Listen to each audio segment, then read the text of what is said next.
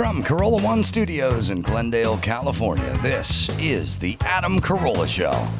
Adam's guest today, Mike Murphy and JL Cauvin.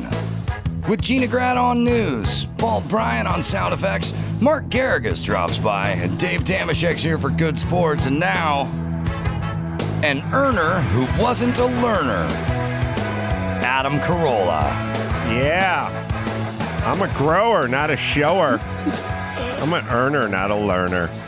Get it on. To lead, not to read. That's right. Got to get on it. Good day, Gina Grad. Good day to you. Handball, Brian. Where is comedy today? We're about to find out. Mark's going to be calling up because Scott Peterson conviction. There's something going on in that world. He's been Take in the death penalty off the table. Yeah, he's been in jail for over 15 years now. Boy, you blink your eyes. And the guys I really want to get out are the Menendez brothers. I feel like there's so many people who've done so much more who've been in for so much longer than those guys have been in. Like, I don't know. First off, I don't. You want to kill family members? None of my beeswax. That's a family affair. That's What if up to you. it's Natalia? What if it's Natalia? Natalia. What if she wants to kill family members? I will tell you this. I will tell you this. I will sign off on this. I've said it many times as it pertains to the Menendez brothers.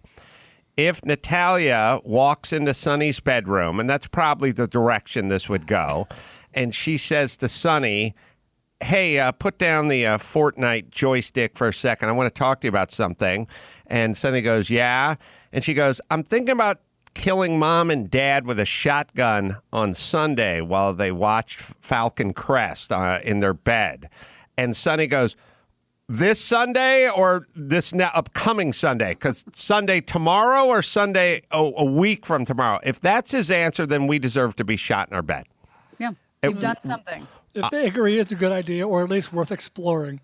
I would hope and even know that while Natalia may suggest this at some point, Sonny would go, let me call Olga and let me see if she thinks it's a good idea. Like there'd be a little disconnect, and then he'd go out and call 911 or Olga or something. If he goes, fine, I'm in. What time? Then we have an issue, and that's bad. It's called bad parenting. It's on us. Yeah.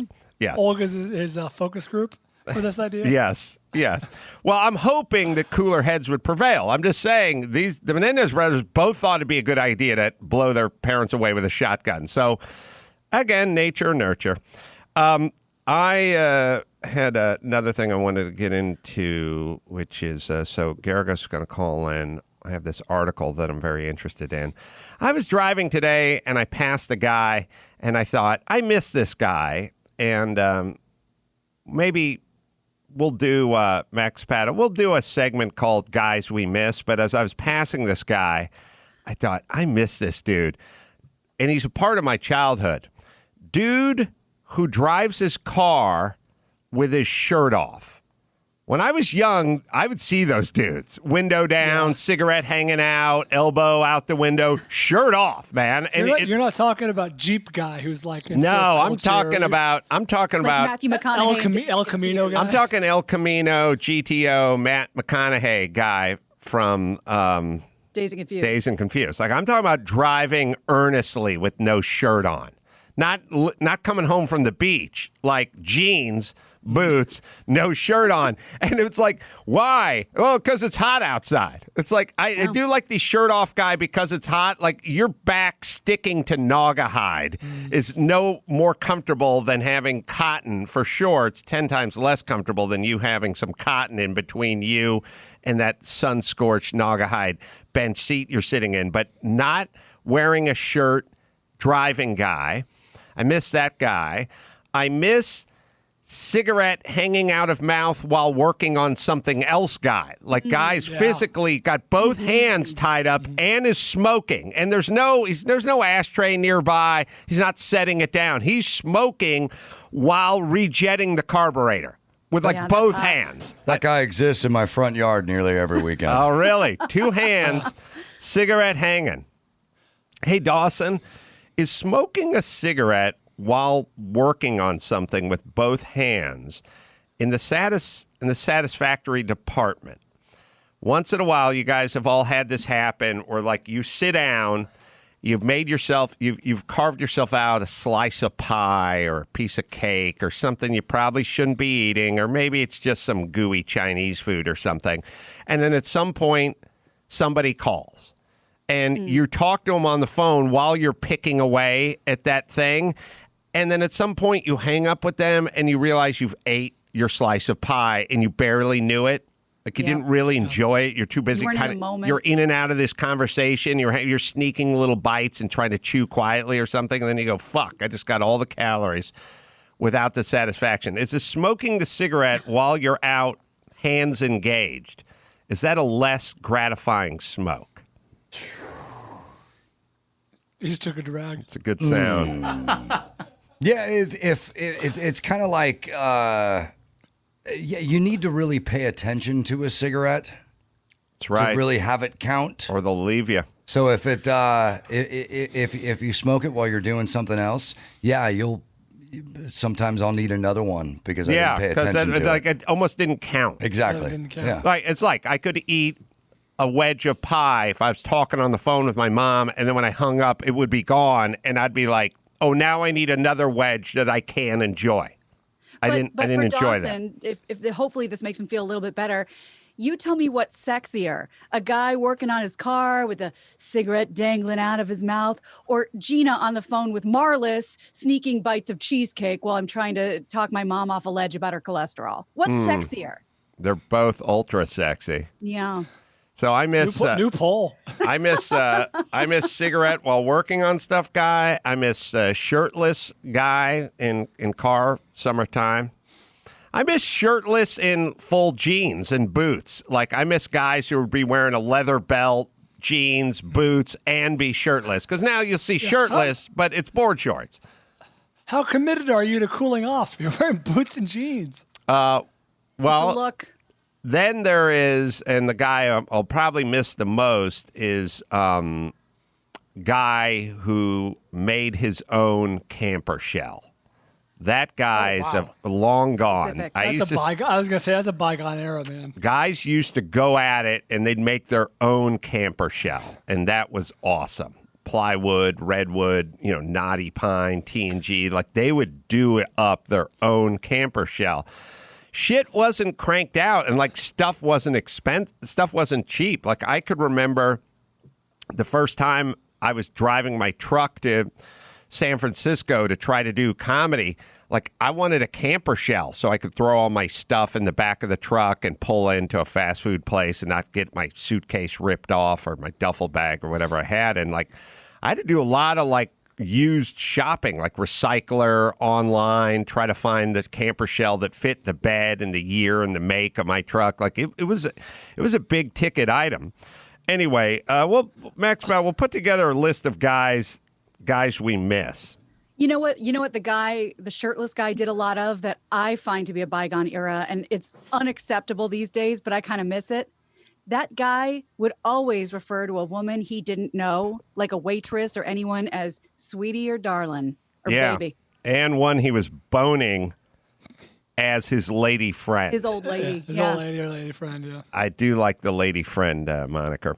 All right, so I got some other stuff to get to. I did a little experimentation out here. I'm obsessed with obsessed with many things, but one of them is how hot it is out here and how hot everyone's car is, and how here's my obsession. My mom had her VW Squareback. It was parked in the driveway. There was no shade. There was no garage. There was no carport. And it was always brutal to climb into that car after just been baking out in the sun. But what I'd realized is you could buy a $350,000 Rolls Royce and it would be the exact same temperature inside as my mom's VW Squareback was in 1973, because neither car has the ability to cool itself or circulate the air or do anything of that nature. Now, of course, the Rolls Royce, you'd kick on the air and it would cool off a lot faster. But I don't know why, with everyone moving to Texas and Arizona and even California and all these states where it's just so blistering during the summertime and everyone's parking at these big malls and these big box stores and Costco's and everything, the car just sits out there.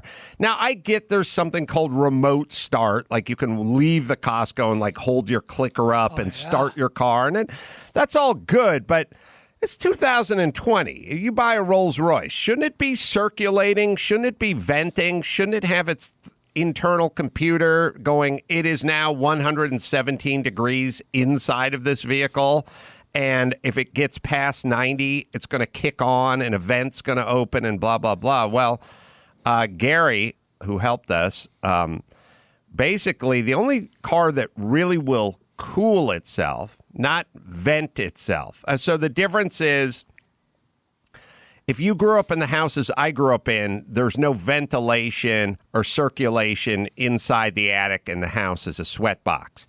Some houses have the turbine fan up there, and they have vents in the eaves and on the ridge line and stuff like that, and it'll remove hot air, but it's still not cooling the house. It's, one is, I will take your car and remove the hot. So it's like somebody said, park your car in the parking lot in Van Nuys. It's 105 degrees outside. One version is, I'll roll your windows down and run a fan in the window, but it's not cooling anything. It's just preventing it from it getting 122 degrees inside. It'll be 96 degrees inside, which is better, but the Tesla actually can cool. Like, you can turn it, you can program it to cool the car. And I was saying to Gary, but at some point you're on batteries. When does it stop? And he said, I think it'll just keep cooling it until it dies. And I'm like, that doesn't make sense. It'll cool it until there's 20% battery left, and then at certain points like trips the switch. It'll stop. But it is interesting that if you would physically like your car cooled, and you can use your phone and the app and kind of program it, whatever, you get a Tesla, that car will like physically cool itself. Like, it will run the air conditioning, and you will imagine that feeling of a car parked out in a parking lot for a long period of time and you climbing in, and it's as if it was the temperature that you climbed out of it at when you pulled up and ran the air.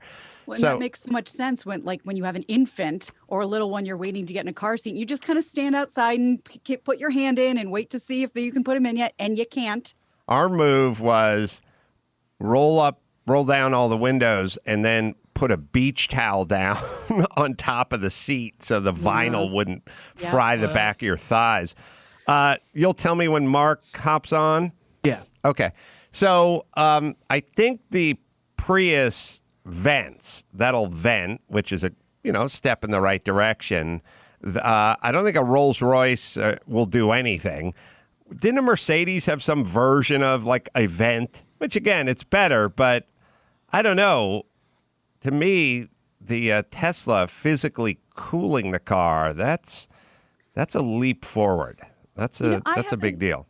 I don't remember if these work or not, but I see them all the time. Do those pop-up windshield shades do the trick?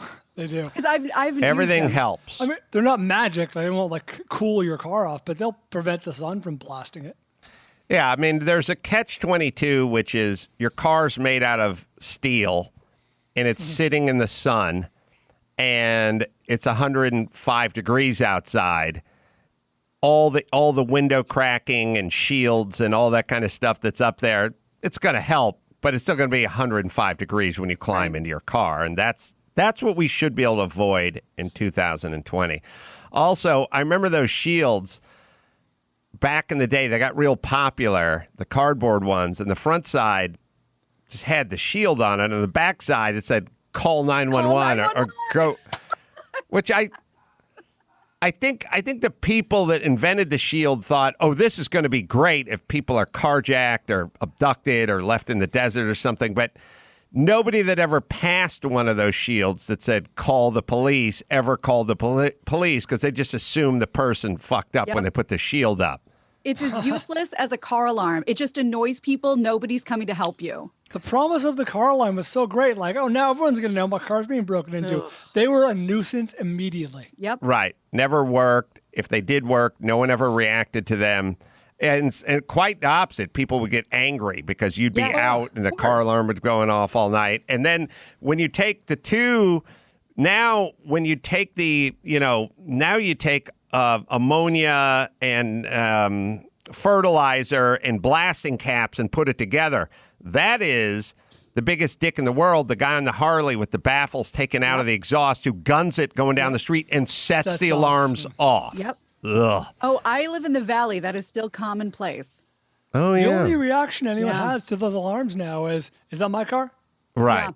Yeah. And just to sort of dovetail all these things together, because this has been in the news lately about what you're saying about cooling the car and how nobody gives a shit about your car and your alarm. Well, the opposite is happening with the stories of like dogs being left in cars, but there's a sign, I guess, on the monitor of, I don't know, newer cars, maybe Tesla, I don't know, that says like, hey, I'm fine. I'm a dog and it's cool in here. Please leave me alone. And it says that on the monitor because you're allowed to break into people's cars, to save animals. So these car companies are trying to put something up on the screen so people can read them being like, nope, I'm cool in here. Leave me alone.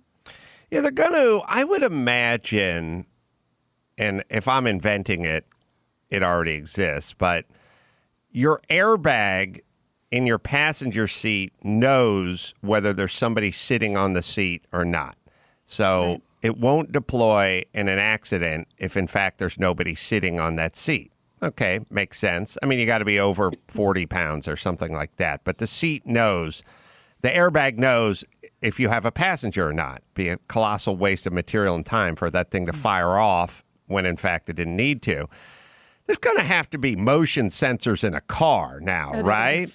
I mean, it says my owner will be back soon. Here's the temperature. Every car is going to need motion detectors now.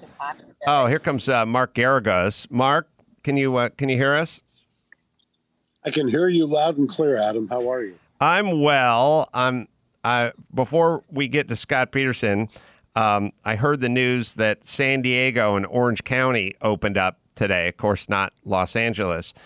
The city we live in. And I started thinking, I feel like Orange County was ignoring the governor for a long time, and they were doing a lot of outdoor eating and moving around and going to the beach. And San Diego was also doing a lot of that, too. And they have now fulfilled the 6, I think we're 5 out of 6, but there's 6 boxes you got to check before they will permit you to get along with your life and run your business. San Diego and Orange County have done that.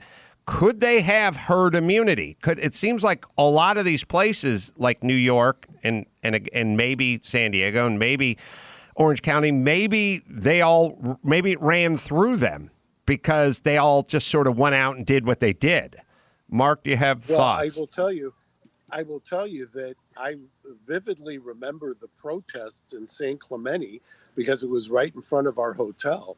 And there were people who were monitoring it and mocking the people who were out there protesting. And in fact, there were 2 guys who got a hilarious video that went viral on the internet, mocking the people in Orange County who were protesting. And lo and behold, look at what's happened. And LA, we have our outdoor insane asylum that is presided over by Warden Garcetti. And I saw your tweet, by the way, and endorse it wholeheartedly. We can only hope that Joe Biden gets elected and immediately appoints Eric Garcetti as the head of HUD so we can get rid of him in the city of LA. I saw a tweet or somebody saying if Biden gets elected, he's looking at Garcetti to either run HUD or Department of Transportation, which is like, oh my God, those are the 2 most insane, ironic. Maybe it's got to be a joke, but the 2 things that guy's worse at is what he'd be appointed to do. But still, he'd be out of our hair, Mark. So that'd be a win for us. Exactly. I said there's 2 ways to look at it. My father used to say that about judges who got promoted up to the appellate court. And he would give them glowing recommendations when he couldn't stand them. And one judge actually called him forward to the bench once and says, Paul, I know you hate my guts. Oh, he just locked up. Well, You we know think where I'm that. worthless as a judge. Why did you give me a do damage up there than you will down here? So I want to get you the hell out of here. That's basically anybody who does business in L.A. feels the same way about Garcetti. So, Mark, couple things that one just jumped to mind, but of course we got the Scott Peterson situation. Also, I think Roger Goodell said he should have listened to Kaepernick.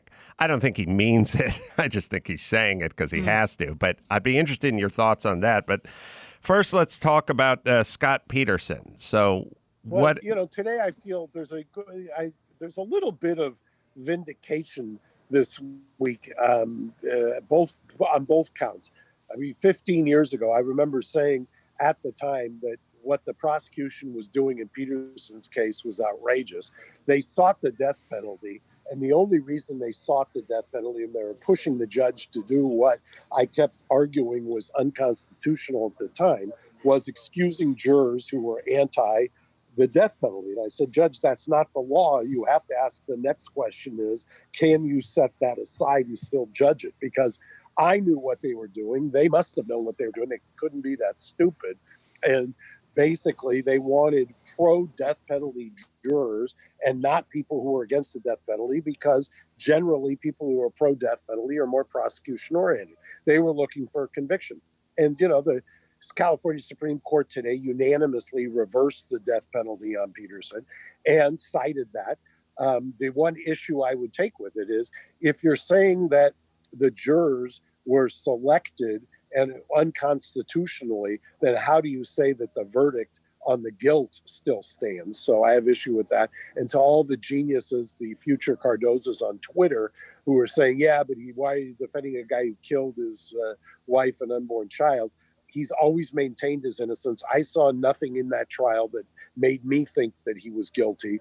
And I know the evidence better than anybody. So, we're halfway there. Next up is the habeas, which is basically all the stuff that the prosecution hid from us at the time. And I'm hopeful that he gets a new trial, because I don't think that a fair jury, when selected, would ever convict him. What we always talk about, the sort of triangulation and the cell phone stuff and that data and that information, and it was kind of at its infancy back then, and now it's a little more established. Is there any updates in that department? No, they grappled with, the Supreme Court grappled with a lot of those issues, but I think really the thing that's going to turn the tide on the guilt, what's called the guilt phase, and why I'm fairly confident, I've been confident, as you know, Adam, all along, that at the Supreme Court level that he was going to get a reversal, because clearly the prosecution had violated what the law was at the time. And the law has evolved to confirm over the last 15 years. When you see all the stuff that was hidden from the defense, it was deep sixed by the prosecution. And I will tell you right now, I'll make a prediction. Anybody who doubts what I'm saying, just remember this: the California Supreme Court gave today the prosecutors the option of retrying the penalty phase. I'm going to go out on a limb. Prosecutors are never going to retry the penalty phase, because that wasn't their object. Their object was solely to get a conviction based on gaming the system, and that's what they did. And so they're never going to retry this case, and they know it. They know it. I know it, and it was kind of kabuki theater for 15 years. It's just unfortunate he's been sitting there this whole time. So what's next for you? And the habeas will be heard at some point. When? Which is basically, I'm hoping sometime in the next 12 months that we get a date for the habeas. I think when that happens, then I think you get the guilt phase reversed. And then to lead into your other thing, Roger Goodell having to sit there in an interview and say that he wishes he had listened to Colin Kaepernick 4 years ago. One of the things what I love about you is when you use the expression, it could only go one way. That's one of my favorite Carolla-isms. And anybody who had neurons firing knows that it could only go one way. And I don't understand what the NFL was doing at the time. I still don't understand what they were doing, but it's almost humorous now to see them embracing Kaepernick and his message. Well, without a hint of irony. Yeah, I don't think he's embracing Kaepernick and his message. I think he's been forced to. I mean, I think he, it's kind of funny because he's going, I wish I had X, Y, and Z 4 years ago, just like everybody who gets busted for a drunken tweet 4 years ago wished they hadn't.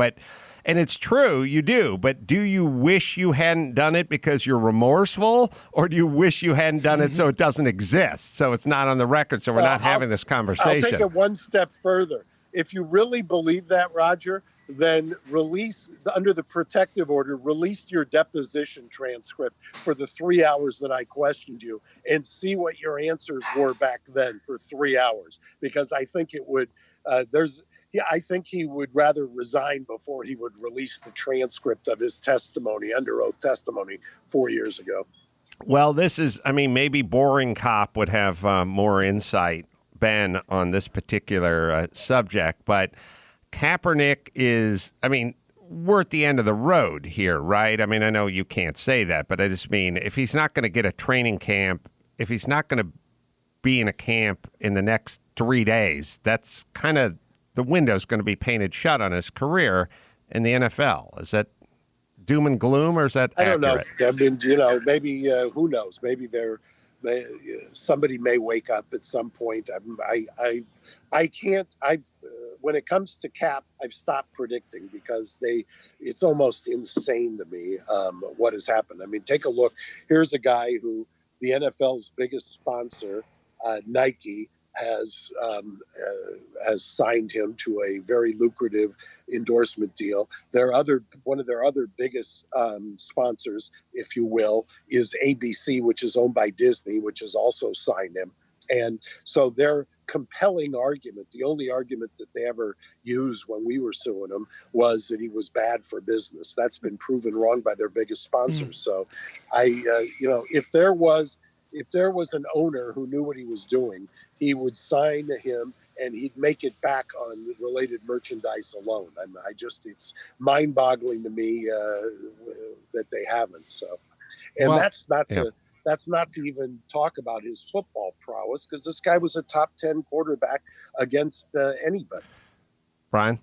I was going to say, to your point, to Mark's point about Adam, which is it can go no other way, or what other way could it go, however you want to phrase it. Mark, I said on this very show, however long it was, 2 or 3 years ago, when Nike effectively picked a side, and the side they picked was Colin Kaepernick. That was the first domino to fall. Like it or not, you may disagree with the message or whatever, but Kaepernick will go down as a hero. Like history will look at him as like a civil rights hero. You may not agree with it, but that's the dominoes are falling. Kaepernick won. The war is over. He will be the black Che Guevara. No doubt about it. He'll be on T-shirts. He'll be the fist in the air. Look, this is the new world order. Like, I get it, and so it's curious that he was bad for business a few years ago. Now he's good for business. Why isn't he doing business? I'm shocked that out of this many teams, he's not on one of them. Again, just selling for anything, just to sell merchandise. That's just to move those jerseys. Mark's done. Oh, sorry, Gina. I was going to say real quick, Mark's done making predictions, but I'll make a prediction. Kaepernick's not going to play again, but if he were to, it would be the top 1 or 2 selling jerseys. Whatever that team he joined, it'd be the number 1 or number 2 selling jersey in the NFL. Oh, for sure. And Adam, to that point, I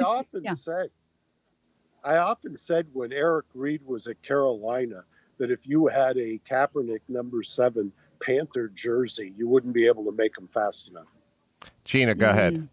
You had said, and both of you said it's just good for business. I mean, merch alone. But the whole argument, hi, Mark, the whole argument was that he was distracting. It's too distracting to have him on. Well, that seems insane now. You want Kaepernick for that reason. Yeah. Were they just holding out and waiting to see which way the society was going to lean? Yeah, it was. The NFL was taken hostage by Trump. And that was, they admitted it. The owners, I've got it under oath. I'm not violating the protective order because somebody else leaked the transcripts, but no less, it's been reported, no less than Jerry Jones and Steve Ross both said the same thing. They got a call from Trump, and that was it. That was all she wrote. changed their mind the very next day. Remember, Jerry Jones kneeled on that first weekend of that game and then changed his mind when Trump came out. And Trump had told him, apparently, in their phone conversation, this is a winning issue for me. That's all it was. Big to small. And Bob Kraft, we all know, as I know, good friendly with Trump. Yeah. Mark, so last thought. Predictions, maybe you weren't exactly Nostradamus on Kaepernick returning to the league, but something you probably have a better feel for, Scott Peterson. The predictions with him. What are we talking about? Yeah, and give us a timeline. Sometime within the next year, 18 months, 2 years on the outside, the guilt portion of this verdict will be reversed to go along with the death portion of this. This was never a death case. They only did it so that they could, game out the. Sorry, Mark. There's a tsunami heading your way. You got to get to. Get to high ground. Get to high ground. I don't know where you are, but I like that there's a tsunami alarm going off in the back. So when might he be free? 2 years from now would be my guess. And will he be free 2 years from now? Yeah, he will. They're based on everything I've seen. There's no way to get a conviction in this day and age. And then if he is free in 2 years, who's going to represent him when he sues the state for wrongful conviction and incarceration? Right there, Mark Geragos. Everybody. Holding up his hand. Hold up his hand.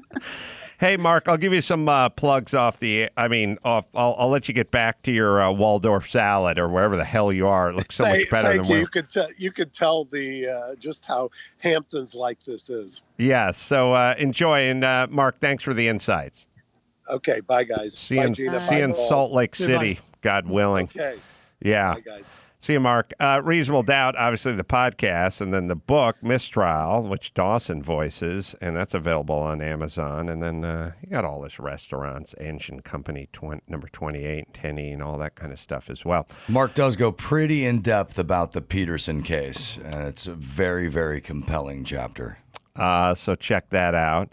Mike Murphy, we've had on the podcast a few times before, knows all about politics. We'll talk to him in a second. First, I'll tell you about True Niagen. I've been taking True Niagen. It's cellular health vitamin. Done it for about 6 months. I'll tell you about the best thing you can say about a product is I was taking my True Niagen this morning, noticed I had one tablet or one capsule left at the bottom of the jar, and I thought to myself, ooh, I got to order some more True Niagen. And I got the first round for free, but I was like, I'm just going to pay for my next round of True Niagen. You get older, your body experiences a near 50% decline in NAD.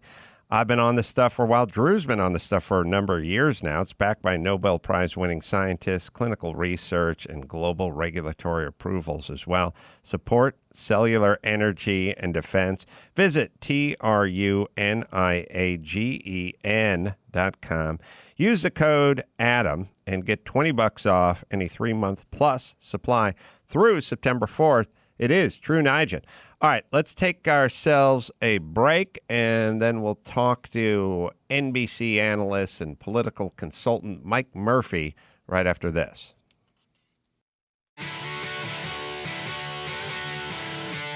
It's time to check Adam's voicemail.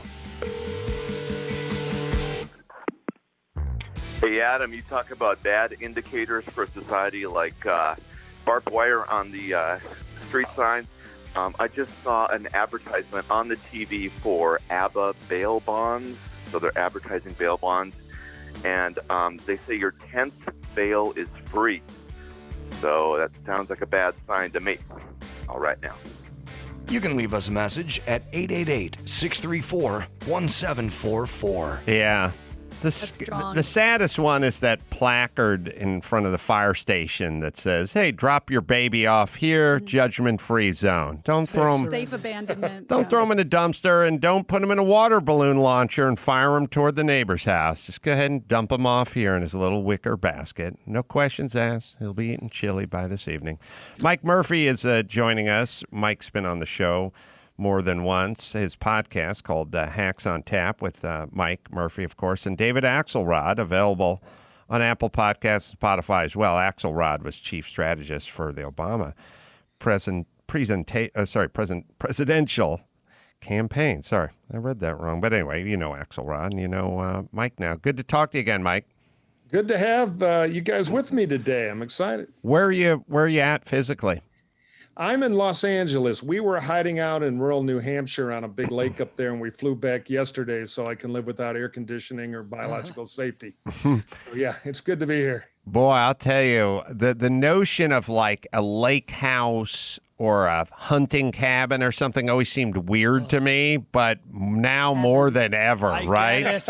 Plan B, right? It was hard to leave. We have a 6-year-old, and online school will be better in California. I'm like, yeah, we can make it up later. Let's stay here all year. But I lost the vote. Let me tell you how effective online schooling is. I walked in. My son was doing his online schooling. He's sitting in the movie theater that I built.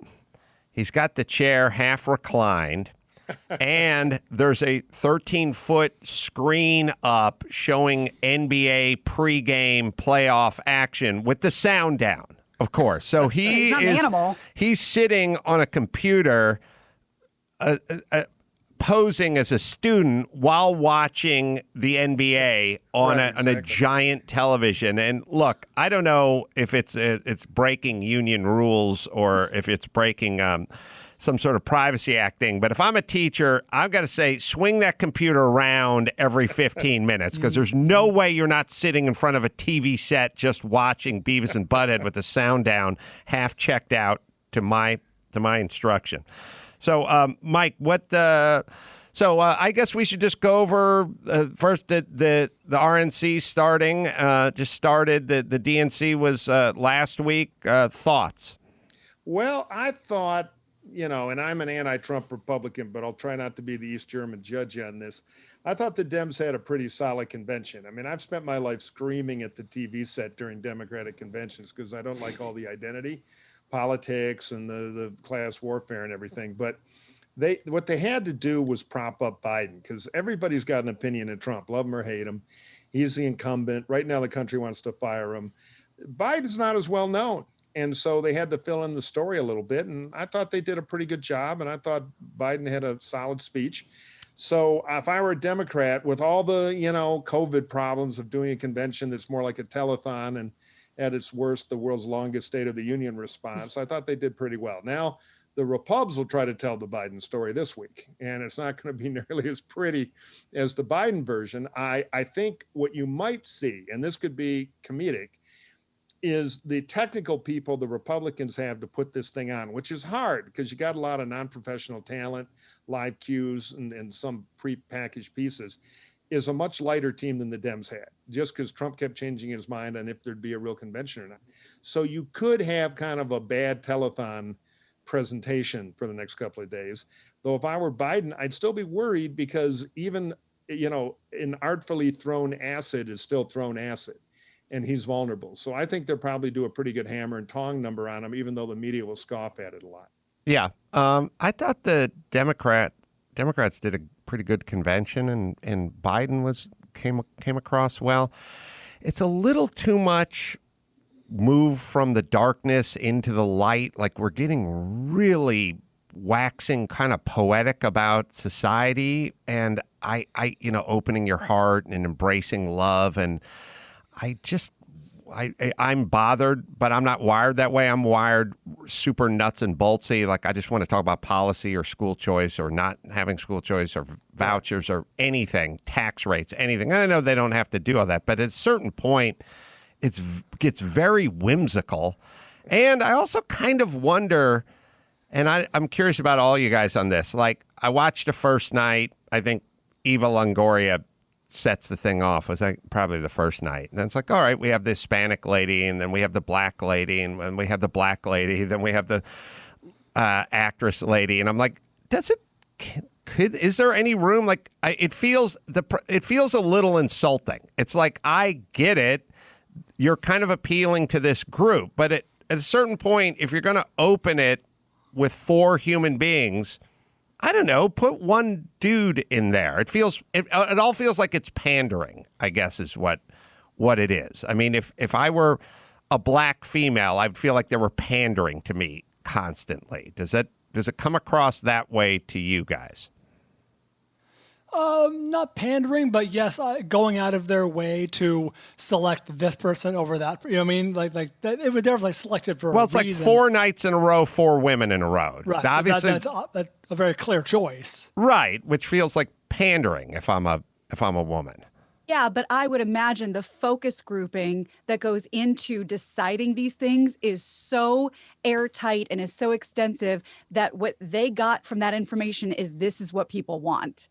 You know, I don't think it was just something I wouldn't assume it's something they randomly would throw to a wall and see if it's stuck. It feels, here's what it feels like to me. Like when they go, Kamala Harris, the first woman of color, it's like, yeah, because he had to select a woman of color. Like that's what it feels like to me. It feels like pandering. It feels like it wasn't subtle. You know, they had everything but blinking lights. One of the big debates, which I think is important, and I thought Biden navigated it well at the end, and his speech was the most important thing in the convention, is a Republican critique that I believe, you know, pre-Trump, just generic, is the Democrats tend to see the country as a bunch of groups, and the groups all compete. So now we're going to cut to our Native American speaker, and now we're going to have a left-handed speaker in a funny hat. Now we're going to have 11 women in a row. And it's this idea of the country is a bunch of groups competing. When the Republicans win, they do the one vision, everybody together, united, you know, for the shining city on a hill, to use Reagan's phrase. And when Biden did his thing at the end, it struck me as a political hack that Biden didn't do the identity stuff at all. Yep. He did the one vision. We're going to unite the damn country. We're going to beat COVID and get the economy going again. We're going to get a president who doesn't wear clown shoes.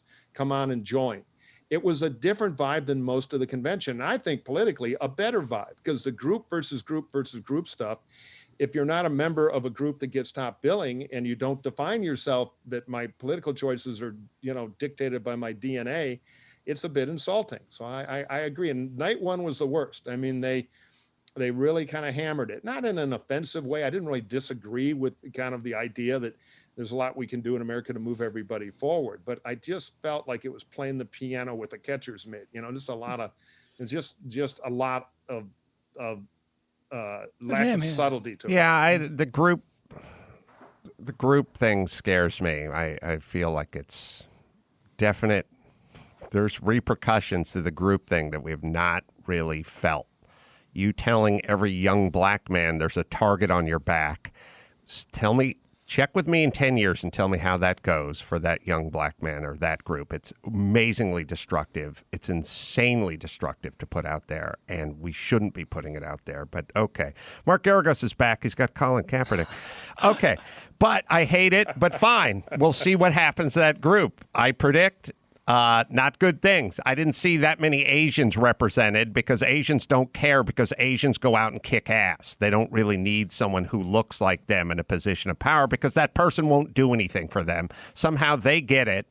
Jews get it, but other groups don't get it. They'll be pandered to, and they'll continue to do worse than they did the year before. Chaos. I've been saying, I think the argument is, I sort of tuned into this months and months ago, which is it seems like the best angle for the Democrats is, don't you want it to stop? Don't you want to get back to normal? And it's the COVID thing is a perfect metaphor, because it's like sort of saying, don't you want to just get past COVID and like get back to normal? Like people aren't talking about flourishing. They're talking about getting back to normal. Right. You know what I mean? And I've always felt that the angle, if I was a Democratic strategist, would be chaos, chaos, chaos. Don't you miss how things used to be before Trump? And I think a lot of people would pull that lever. They'd go like, yes, I have had enough of chaos. I've been living in a house where the two parents have been fighting for so long that I just want one of the parents to move out. And even if the dumb parent was left behind or the lazy parent was left behind, it would still be these two are going at it. Tired of it. Move it out. I would vote for that as a kid. I think they brought up chaos like 128 times during the convention. And you don't hear the word chaos that much in a convention, but it was highlighted this year. And I think the chaos, don't you want it to end theory, there might be something to that. Mike, did you notice that? Yeah, I did. And it's all over the polling. Trump fatigue. which is like, I don't even want to pick a winner here. I just want to stop hearing furniture crashing 24/7. And I want my kids to be able to watch cable TV again. Right. Cable news. So, yeah, and I think you're going to see a lot of that in the secret polling. And one thing to remember about these elections, everybody has an opinion, but only 3 or 4% of the country is going to pick the president. The people who move one way or the other, everybody else is dug in. So if you poll those voters, if they think the election is about a strong economy, they still tilt Trump. But if they think the election is about ending the chaos and bringing the country together again for some normalcy, they're with Biden. So it's kind of like a jump ball. The Trump guys are going to say Biden's going to ruin the economy after COVID. He's going to tax and spend and go crazy, riots, end of the world. He's going to defund all the cops. And the Biden guys are going to say, wouldn't you like to end the crazy, end the chaos, and bring it together and have a nice, boring, effective president? So that'll be the battle, what we're debating, because they each have kind of a home court among those voters. I want to pose this to all three of you. We'll go with Gina, we'll go with Bryan, we'll just go with Mike, and you can think about it. Sorry, Gina, you're going to have less time to think about it, but there's a notion, and the notion is we need to just end the chaos and get back to being sort of united and being a country and loving your neighbor and not going at it all the time. And for that, we need to elect Biden and get rid of Trump. And I think, okay, and that sounds enticing, getting back to normal, getting the fighting parents out of the house. But then I start picturing some of the AOCs of the world and some of the Antifa folks and some of the folks on the street in Portland. And I go, are they just going to dial it back all of a sudden when Biden comes into office? Or are they going to ratchet that shit up? Like, just because we get Biden, does that mean that's the end of this? Or does that mean Trump's out, but is it now Biden versus sort of AOC and Bernie now? Is there going to be are the people in the streets going to go home? I guess would be my answer. Gina, you can have the first crack. My initial thought about that is they will stay in the streets, and somehow, because they're already there and still feel that they have a point to make, it will become very celebratory. Then it will die down. Then they will find something else to push against, because Biden is as moderate as they come. As we've talked about before, like Mitt Romney and George W, like they would rather see Biden in office than Trump get a second term. So I think they'll stay where they are. They'll think we did it, and then it'll be quiet again, and then they'll find something else to push back against. Bryan? Yeah, I agree with Gina. I think they'll still be a presence, and they'll still be in the streets or whatever doing their thing. I think they'll take on a different form, maybe even mellow out in the short term. But it's interesting. One thing I observed, Mike, on the Democratic convention, I didn't watch all of it, but I, of course, was aware of it. It felt like they really marginalized the more extreme factions of the party. Like AOC was there, but she had a kind of a formal, role to she got nominate. 60 seconds. Yes, to nominate Bernie Sanders, which you have to do because he got a certain number of delegates. But like that wasn't a big part of the platform. You know what I mean? It feels like for this election, it felt to me like they're marginalizing that faction or more extreme factions. Yeah, no, you're totally right. Look, it was Biden's convention, so they put the squelch on the lefties and did as much as possible to give them the minimum, because the election is about the suburbs, and they're going to be struggling with what Adam was talking about. Is it going to be AOC crazy land, or is it going to be normalcy? And I think there is going to be some progressive pushback because they don't love Biden. But if Biden's smart, and he is, if he wins, he'll be thinking, all right, the election's over. I can pull a Nixon to China. In other words, I have such great anti-communist credentials, I can be the guy to go to Red China and cut a deal to screw the Russians. And, it worked for 30 years. And Biden can say, all right, guess what, Governor of Washington? Enough nice guy. Let's crack down. I'm going to be a law and order Democrat. Because where are they going to go? Election's over. Yeah. He doesn't need the votes. He goes to the center, and he's a little tough about bricks and windows. I think politically that would help him. He's just a little vulnerable now because, he's got to have some left-wing Bernie support to win the election. But after that, he's making the rules, and he can do a move and show a little strength, and I think it would play. The part that always worries me about the AOC side is, as I always say, progressive movement. It's just in the title. It's never satiated. It's just moving forward. It's just going to keep going. Yeah. And that side, you would say to them, like, they go, here's what we want. We want 50% of cars to be electric in the U.S. by the year 2027. And if you said, okay, and you achieve that goal, they're already working on their next list of demands. There is no end place. You have to think about PETA. You have to think about like the ACLU. You have to think about groups that just are progressive groups. Like they just keep rolling along. There is no pumping the brakes. There is no stopping. Even Black Lives Matters. Like it's not like, okay, we just want to have police reform. And once we get these courts worked out or once we get the bail system fixed or something, it's like, no, it just blasts forward and it goes right past. And it passes a lot of Americans who are like, I'm down with the notion of your idea. I like the idea of saving the environment. I like justice for black people. I like not torturing baby cows and all that kind of stuff. But they're never good at pumping the brakes. And I don't know that AOC's got an ounce of pump the brakes in her at all. And there's more and more people that I feel like are with her. So Biden will be a nice break from mom and dad fighting in the house. But at some point, Auntie AOC's popping by, and she's going to have some ideas about rearranging the furniture in your house. She's just like the NRA. If you're in the movement business, the war is better business than the peace. Right. You can't take a win because then it's like big drug companies. I asked the CEO once, wow, you might actually cure this disease. And he was like, ha, kid, sober up. We relieve symptoms and help people live. Treat it. We start curing shit, and all of a sudden we're selling the building here. You get that? Yeah. And it's similar. So the fighting will continue from each side. You don't want to make a fan belt that lasts for 100 years. Right, exactly. Yes. Jail Colvin is on the phone. We decided to pop him up as Trump, obviously. Hey, President Trump.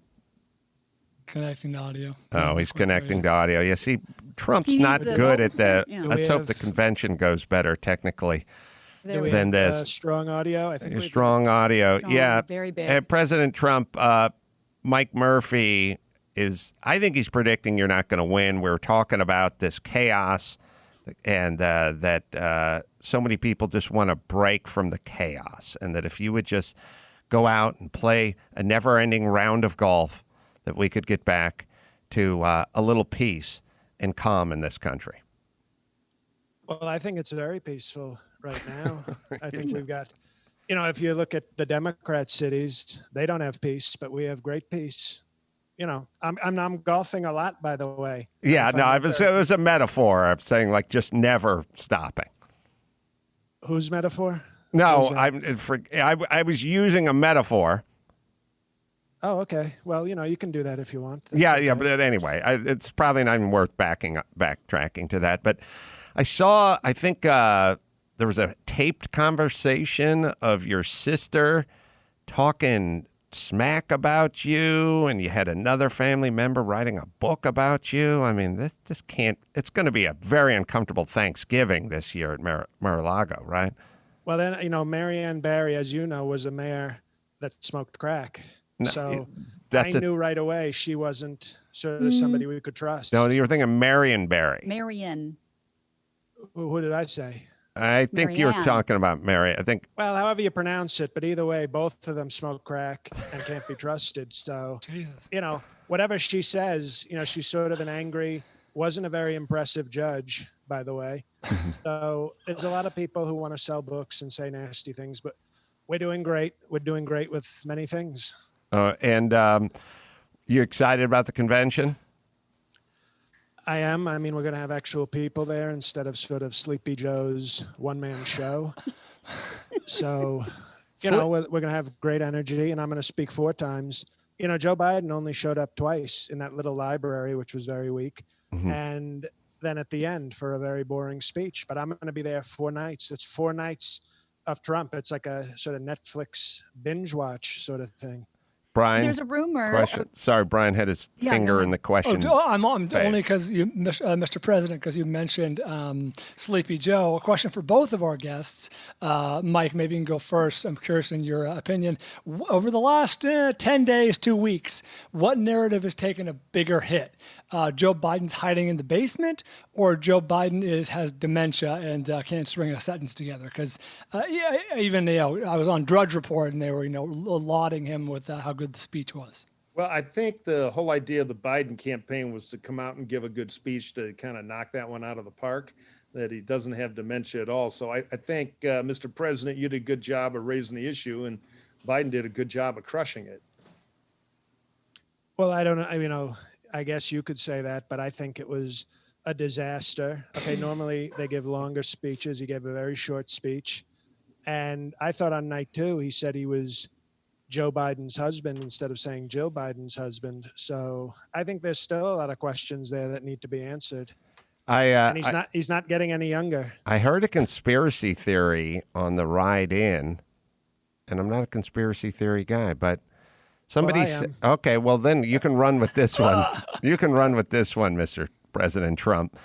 Somebody said, I was listening to some talk radio, and they said, it's interesting that Biden gave the speech and then walked outside with the group that was out there and the fireworks or whatever, and people are like socially distancing in the group. Why didn't he give the speech in front of the group? Because he went out and they were there. And the person said, yeah, okay. And then they said, do you think he pre-taped the speech and then walked out in front of the group? And I thought, is that now you can run with that, Trump, if you like, but why not? I'll throw this to you, Mike. If why not give the speech out, in front of the group, so to speak, if in fact you're going to go out to the group anyway? Well, I don't know for sure. I know it wasn't taped because my friends in the Biden campaign were too nervous during the thing for it to be taped. All these things. I was like this when I worked for McCain. It's like the Great Wallenda. You watch him go across the rope. The first time you're terrified by speech 28, you get to the point of, oh, come on, Carl, we got a gig in Cleveland tomorrow. Get across. But this was like the first big rope for Biden, and he did well. Technically, it's a lot easier in a prompter deal like that to be inside lit with full technical control, to be out in the parking lot with the camera position farther away, 2 drunks in the audience start screaming with an air horn. 9 out of 10 times it's control. Trump, what do you think? Pre-taped? QAnon. There are other theories. Well, I can tell you I did have Steve Bannon drunk in the parking lot waiting. Oh, he was speech, with an air horn. I don't like to give credit to sort of these anti-Trump people, but Mike Murphy, actually, that was sort of a good strategy. I think that not only was it taped, I don't think that was Joe Biden. I think that was a body double. Whoa, you don't think that was physically him? Yeah, that guy looked no older than 75. So I know it couldn't be Sleepy Joe, who, as you know, is much older than that. Mm-hmm. Right. Gina. I have a question for you, President Trump. There's been a lot of, let's say, good vibes around Joe Biden's campaign because this boy came out who had a bad stutter, and they really sort of tracked him and showed how Joe Biden helped him get over his stutter. He was featured in the DNC, and it really, really made people rally around what a good guy Joe Biden was. And I was wondering if there was maybe a child that you would want to throw your support behind and get that same kind of good feels from your base. Okay, well, that's not a terrible question from a woman, but I would say that one of the things I have a problem with is I don't think the kid really stutters. My friend Alex Jones has looked into this, and he is a stutter crisis actor. It's a total setup. That's a thing? I did not realize. Oh, yeah. Oh, they have professional mourners, who go to a funeral. They didn't know the deceased. Why not have stuttering actors? I agree. And there is a special child in my life. His name is Brandon. He's Melania's son. And we're having, we take care of him. And, so maybe we'll have a video of me and Brendan sometime during the convention. I don't want to give it away. President Trump, what about that other actor they hired, that woman, to say her dad died because she voted for you? Actress, right? Not a bad actress, by the way. At least you'd think the Democrats, they have all of Hollywood, and they couldn't even get somebody more convincing. Yeah. No, it was a total fraud. I didn't kill anybody, and so that's I gotta so say, easily shut down. Do those fucking people have a mirror? Like, we're gonna trot this bitch out and say my dad is dead because he voted for Donald Trump. Jesus Christ, man! Look in a mirror once in a while. That's insane. He probably, I think, if you look at some of the studies that we're looking at, I think he probably would have died sooner. Yeah, but if he didn't know you. Yes. Kept him alive for kept him alive. Hope kept him alive. Thank you. Nobody ever says that. Nobody ever says you got 2 to 3 extra years because of the great Trump economy. So sorry, Mike. Go ahead. No, I just wanted to ask the president any miracle COVID cures. I tried some Clorox on my cousin. We had mixed results, but anything else coming around the bend you've been working on? Okay, well, only because I like the Adam Carolla show, I'll give sort of a sneak peek at what we're doing on night 2 of the convention.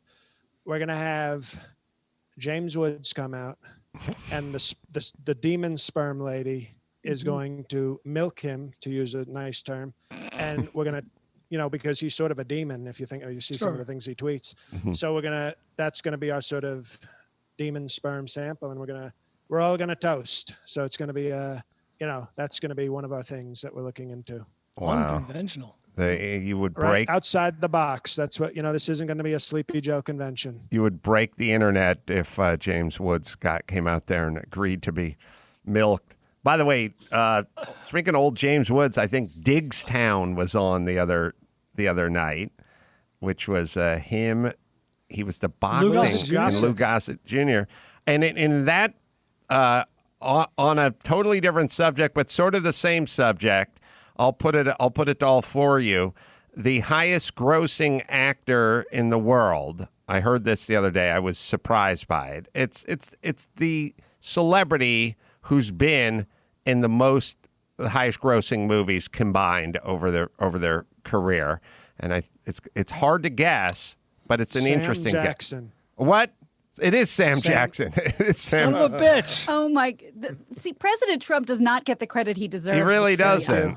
I know, especially man of color. I know you think it was John Wayne or Chuck Heston, right? Well, no, everybody's so PC that when he was with the dinosaurs in Jurassic Park, the dinosaur Americans were very strong in promoting that movie, and so it's and then he was in Star Wars, but he's only in it. I don't think it should count. He does like 5 minutes in a movie, and then he gets to count the $1 billion. Yeah, Agents of S.H.I.E.L.D. and all that, right? All he says in Jurassic Park is "Hold on to your butts." Right. Yeah, the Avengers movie obviously put him over the top, but the Jurassic Park and the Star Wars prequels, he probably had 30 combined lines. But how about that as a progressive America, President Trump? Here we have a black man. We had a black man that was president for 4 years before you took over, and now we have a black man that's the highest grossing actor in America. That's good progress, right? I think it's strong progress. I think I'd like to see that change. I think it'd be nice to see sort of a white actor sort of reclaim the title. Oh, not saying... What's Thor? What about Thor? He's a very strong, big, blonde, sort of looks like me. This actor, he's... Hemsworth. Yeah, you're both tall, but... A lot of people sometimes people think I'm a Hemsworth, so it's, You get confused with the brothers? Well, they thought I was an uncle. Somebody asked me if I was Chris Hemsworth's stronger uncle. All right. I will give a plug to JL Colvin here. Where is JL's?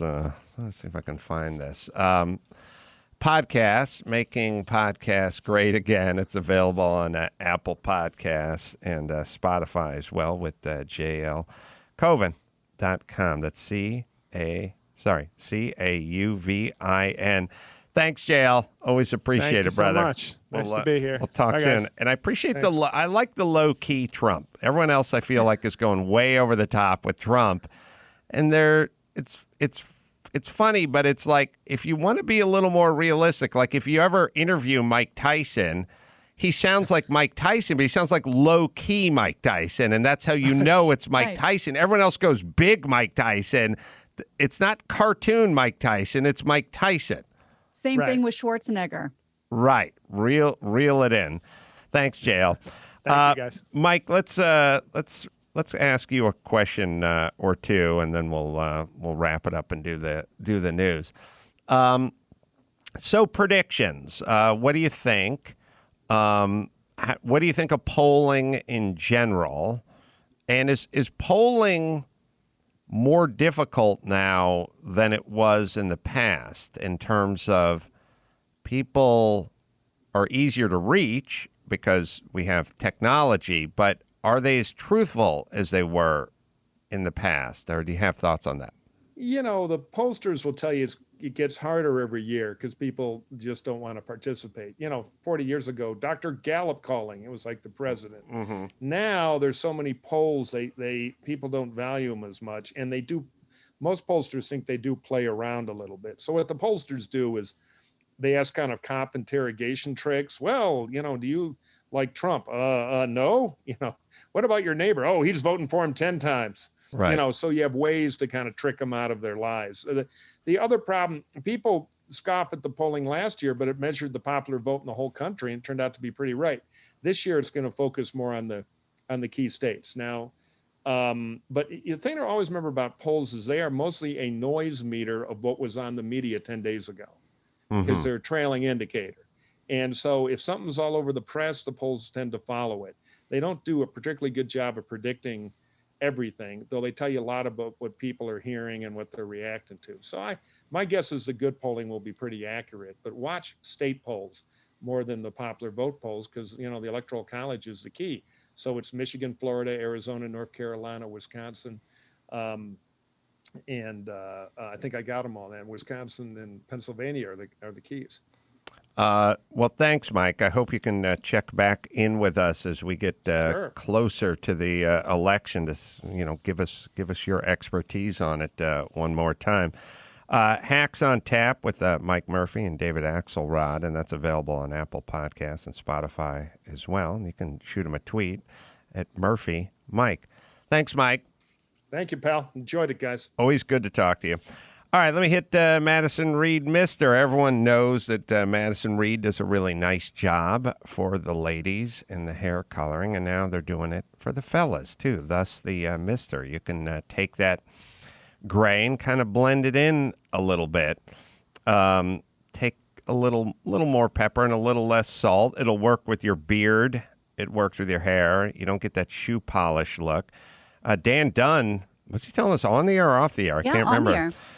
But he looks real good with that stuff. You get the package, you put on the gloves, you rub in a little dollop and just kind of rub it through your hair. And then you use the activator and let it sit there for 10 minutes and then go ahead and rinse it out. It is not jarring, takes the gray away, and looks good. They know what they're doing. Right, Dawson? Go to MadisonReedMr.com. That's MadisonReedMR.com and use code Carolla for 10% off plus free shipping on your first box. Again, that's code Carolla. All right, let's take a quick break, and then we'll come back and do the news right after this. Give me the news with Grad, news with Gina Grad, breaking viral, all those crazy Trump tweets. Give me news with Gina Grad, trouble in the Middle East, celebrity drunk meltdowns. Need news with Gina Grad. The news with Gina Grad. Kellyanne Conway, the senior advisor to President Trump and one of his longest serving aides, is leaving the White House at the end of the month. By the way, her husband, George Conway, who's a conservative lawyer and outspoken critic of the president, is also stepping back from his role on the Lincoln Project. That's an outside group of Republicans devoted to defeating Trump in November. Why are they both doing this all of a sudden? Well, I don't know if you caught their daughter's TikTok video, but I'll show it to you. It'll make everything crystal clear for you.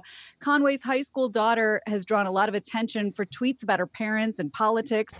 On Sunday, she tweeted on social media that this is becoming way too much. And I'm just going to play the TikTok video for you. This was featured on Perez Hilton on Twitter. Huge breaking news. Donald Trump's senior advisor, Kellyanne Conway, has quit. Oh, Kellyanne is leaving her job at the White House. What I thought it was. There's a 55-second video of their daughter saying that her father neglects her, probably doesn't even know her middle name, that she's been physically abused by her father, that her mother's abusive and neglectful. She doesn't like her parents. She wants to be emancipated, and she's planning on getting herself emancipated from the family.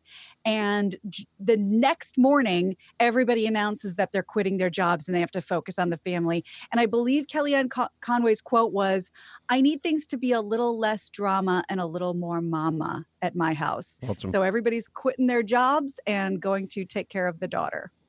You know, it strikes me there's going to be more and more of this going on. And I know a few of these people. I may be becoming one of them, which is no kids, younger kids or whoever kids, they just don't really know what life was like for us growing up. Like, they don't know how the world essentially works, which is like, you think about, I mean, obviously I have bad parents, but I knew a lot of people that had, you know, semi-crappy parents or okay parents. Like, nobody's parents were great. Nobody's parents did what they... I'll put it to you this way. My kids have a much different version and vision of like parents and what they're supposed to be doing and how they're supposed to be doing it than I had growing up. And they're just in it.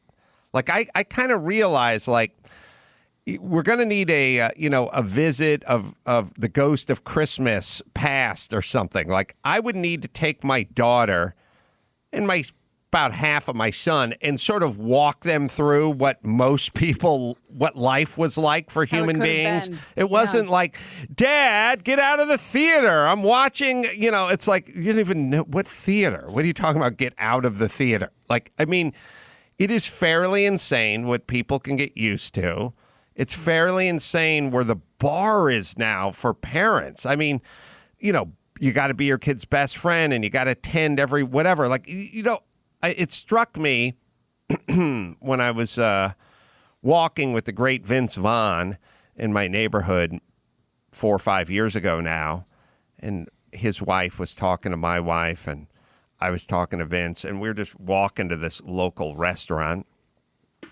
And the entire walk home was like, well, their kid wants to play soccer, so they want to get him a special tutor or coach, to come over and work one-on-one, but they have to drive them because the soccer place is out of town and blah, blah, blah. And up front, the women are talking about, doing sports tournaments in Vegas and, how long you have to stay at the hotel and how many games are they going to play over how many days. And when we got back to the house, I just said, Vince, you and I just talked more about our kids than my parents talked about their kids combined entire lifetime. I mean, just think about the discussions.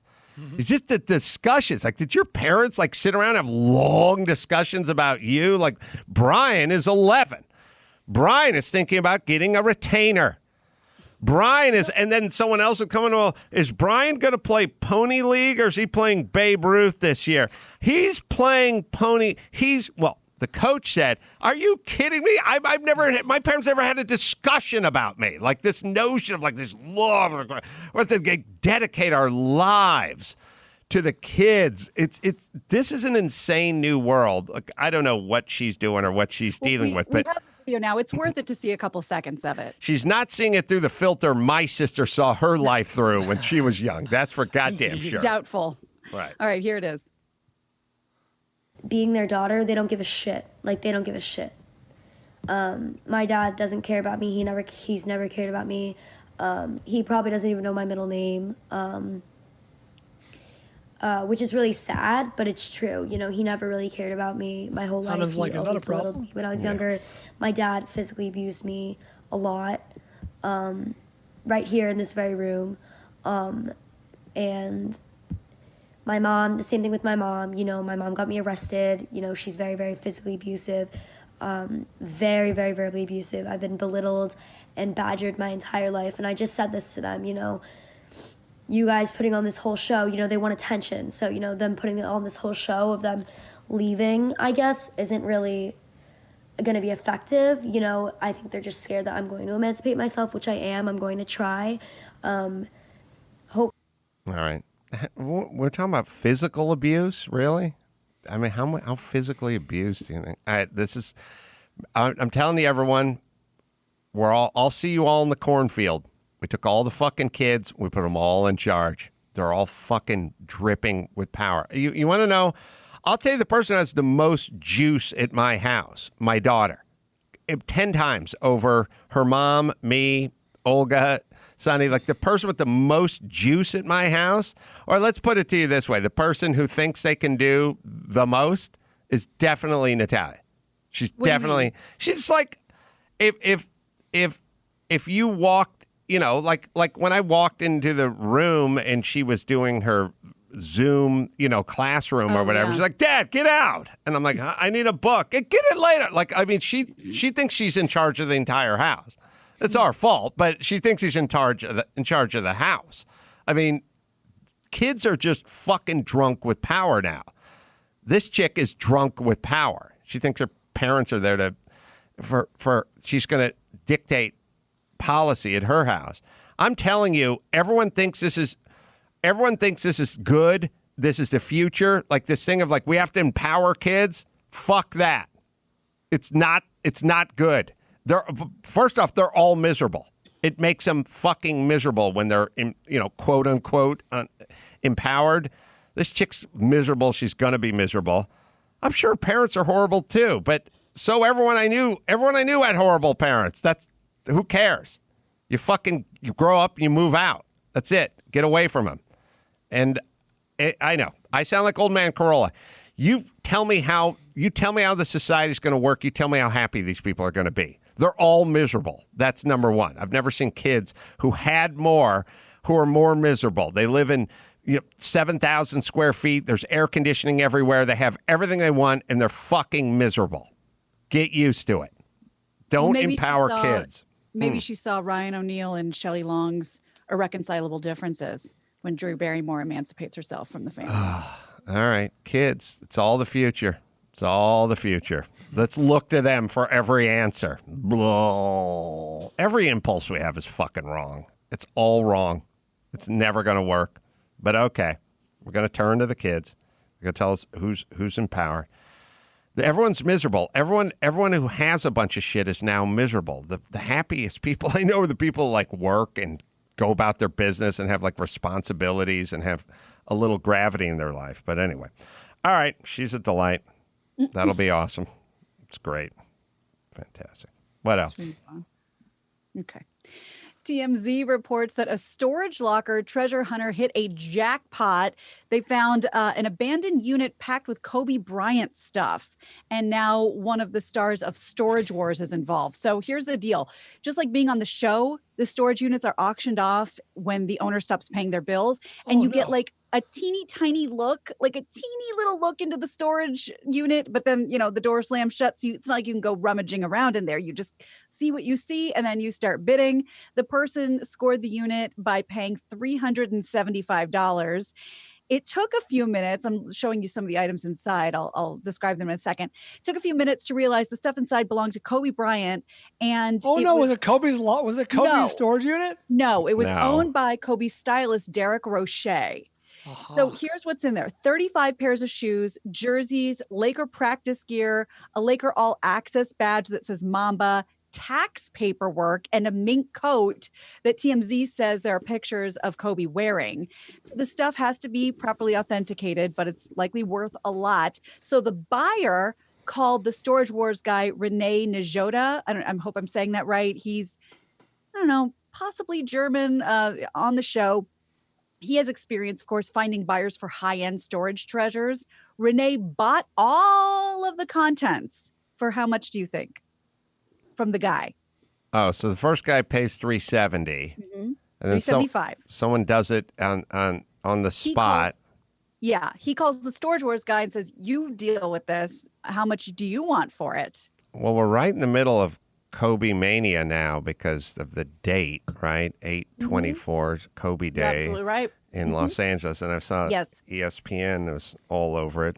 sad that the people that run Los Angeles killed Kobe by forcing him to take a helicopter because they wouldn't fucking fix their traffic problem in this town. But okay. Let's say $80,000. That was $100K.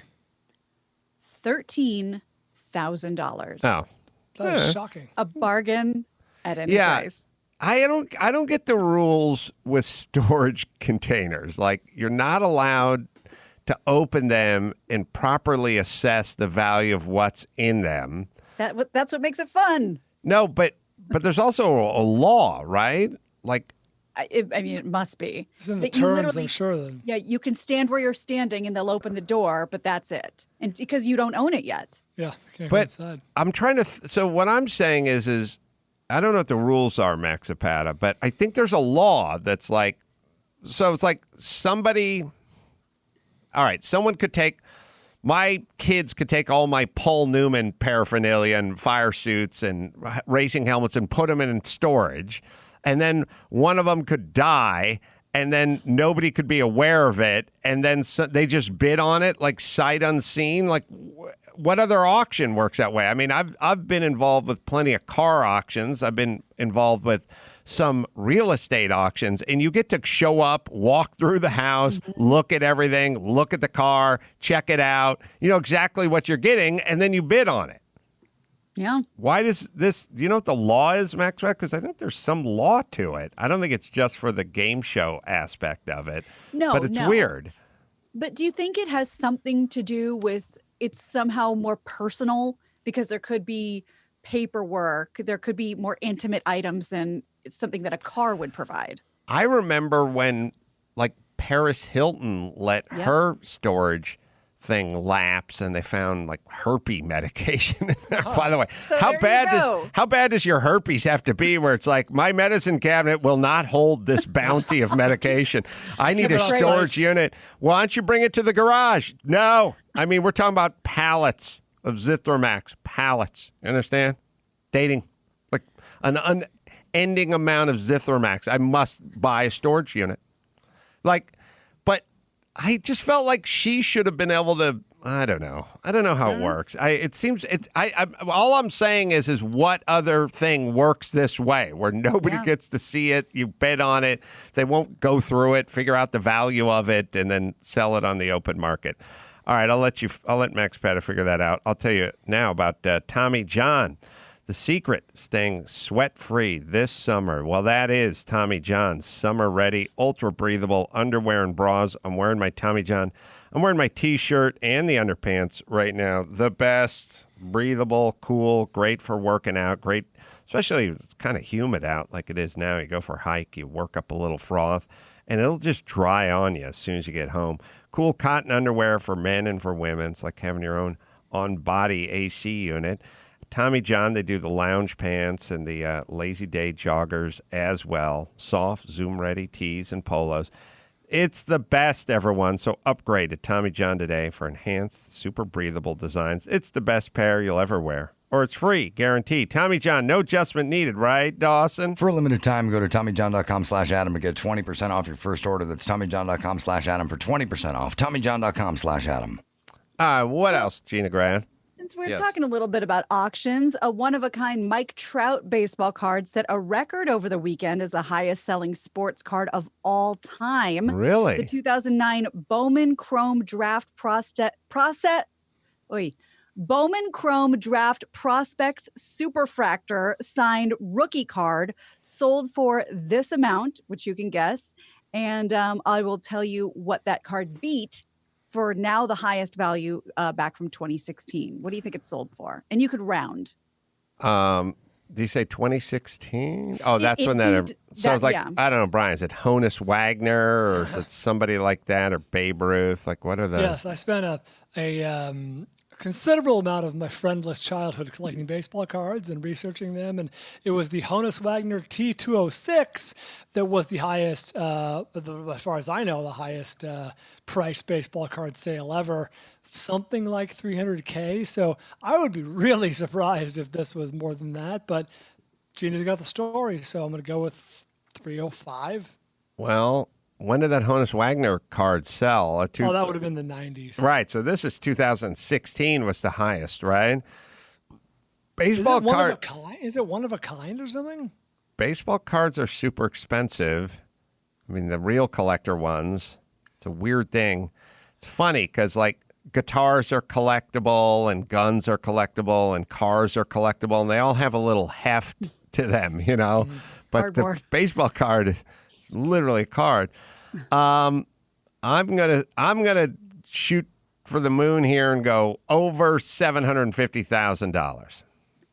Well, Bryan, you were so right up until a point. Honus Wagner T206, that had sold. That was for a lucky guess, Gina. I don't really know much about that. That had sold for, but you couldn't have been more off for how much it sold for. $3.12 million Wow. in 2016. Oh yeah, well, when in the 90s it was like $300K. This card was the Mike Trout. This sold for, we're going to round up, $4 million, 3.9 basically. Must be a one of a kind. Yeah. Oh, sure. Jesus Christ. Fun My fact: God. the iconic Mickey Mantle rookie card from 1955-56 or somewhere around there was actually not rare. It was a double print. What happened was Topps, the baseball card manufacturers, used to print them on sheets. Well, they still do, but so there would be an odd, uneven number, so they have to double print certain cards. And luck of the draw, they double printed one of those valuable cards of all time. Oh, wow. I never, comic books, baseball cards, all that kind of stuff. It never was my thing. I was always like, I need something mechanical, or I need to wrestle with somebody or jump from something into a swimming pool. I always felt that the cards, I didn't read, obviously, but even the baseball cards, I mean, I could see the stats and the pictures and stuff like that. It just always felt unsatisfying to me. Like it felt like, that's like Dr. Drew, who's a man of passion. He doesn't go into strip clubs because he can't fuck the chicks. I mean, let's be honest. Or maybe he could get away with it. He could probably I don't know. His thing is like, why am I just watching chicks dancing naked? Why don't I just go home and plow my wife? I think that's what he thinks. Is that a direct quote? Yeah. And Well, he's romantic, Gina. I kind of Good get doctor. it. I mean, there's that argument. You know what I mean? I think, Even more bizarre fact: I never owned a single comic book. oh, really? No time for them. Surprising. But a lot of baseball cards? Oh my God, my entire closet was filled with them. What do they work? What There was a real like joy. I don't know how to put it, but like satisfaction for me was out of cataloging them and organizing them and putting the commons over here and the good ones over here and assembling a complete set. You know, it was that was that kind of stuff. What would Bryan, your most valuable card be worth today? Oh gosh, they're in my garage. I know that. I have a couple of rookie cards from guys who are now Hall of Famers, Tony Gwynn and I think Wade Boggs. You know, keep in mind I was a kid in the late '80s, early '90s. So Ricky Henderson. I have a couple of autograph cards. So yeah, I'll look and get back to you. I'll bring a few. All right. Gina. At one point, Christy and I are going to get out of town for an entire day, and you and Andy can go figure this shit out together because he just got a giant box shipment from his childhood home, all the organized, stacked in different binders. And they were kind of in those pull out like plastic that you have to put in the 3-ring binder. Yeah, of course. They were I had kind of everywhere. of those. And I kind of was just stacking them sort of with no, and I swear to God, it was like I was ripping them in half. He's like, I'm like, I just want to put them away. I just want to get them out of the living room. He's like, yeah, I'll do it. So you people really do have a very special connection to these cards. We used to play one-on-one baseball on blacktop in the school that was across the street from my house, elementary school, Colfax Elementary. So to illustrate my lack of interest in baseball cards, but my interest in actually doing something physical, I would climb the fence. My buddy Steve Hughes would climb the fence, and it was just we'd play one-on-one, and you'd bat, and one guy would pitch, the other guy would bat. You were sort of it was sort of on the honor system. Like if you hit a lazy fly ball to center field, that was an out. If you crushed it and went way into the dirt, that was a home run. And then there were the kind of the ones you hit into the alley that you'd have to argue over a little, like, right fielder would have got to it, or the shortstop would have caught it, or whatever it is. But we had a skateboard, and you just pitch, had one ball.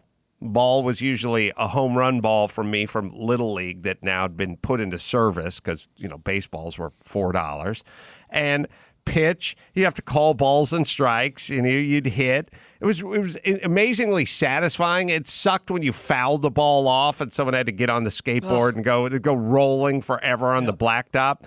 But I was always so into physically doing something versus like sitting. And of course, it's why I was a horrible student. The notion of like sitting and studying something and categorizing it and putting it in its place all sounded like the most boring shit ever to me. It was work.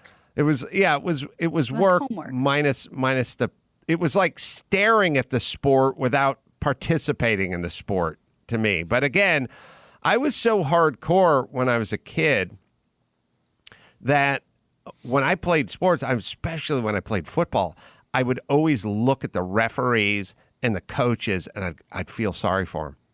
I was just like, because they couldn't play. Yeah, you guys are out here, but you're just watching. You're just out here. I didn't know the satisfaction of coaching or the satisfaction of being a referee. The notion that you would just sit there and be so close to it, but you couldn't play. You couldn't participate. Like it seemed like they were fools. Like I appreciated what they were doing, but I literally felt huge sacrifice. I felt sorry for them. Yeah. It was weird. All right, what else, Gina? Ireland Baldwin got jumped recently, and she wants to make sure people know to watch their surroundings. And we have a picture of it too. Ireland she posted some bruises on her face after being attacked by a woman who she said was desperate for money and high out of her mind. The 24-year-old model talked about the incident on Instagram. That's the picture we're looking at. And she says, I was attacked. This woman was desperate for cash. She decked me in the face in a parking lot and took my belongings and jumped into a getaway car with her husband.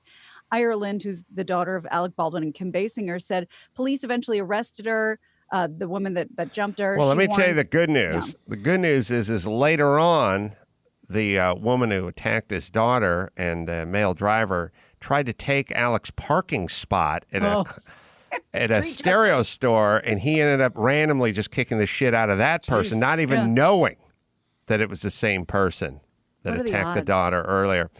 We call that beshert. Are you guys, I don't know if you guys are kind of with me a little, but between like watching the news and seeing all the nut jobs running and just punching people and seeing all this random stuff like cops getting bricks thrown at them and just sort of random cold cocking people, like just sort of that sort of chaos that is what's going on in this era, and nutty, whacked out, drugged up homeless people sort of all in, circling the neighborhoods.